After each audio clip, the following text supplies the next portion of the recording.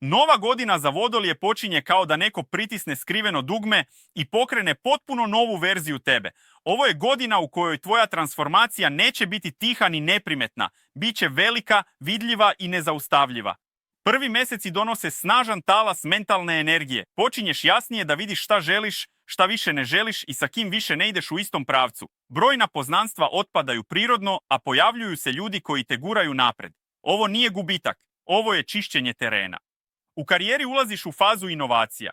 Radiš nešto drugačije nego pre, uzimaš rizik koji bi ranije izbjegavao i baš zato ulaziš u period snažnog rasta. Mnogi Vodolije menjat će posao ili pokretati nešto svoje, a najveći uspjeh dolazi između avgusta i oktobra. Emocionalno, transformacija. Tvoje stare granice padaju, ali prave se nove, zdravije.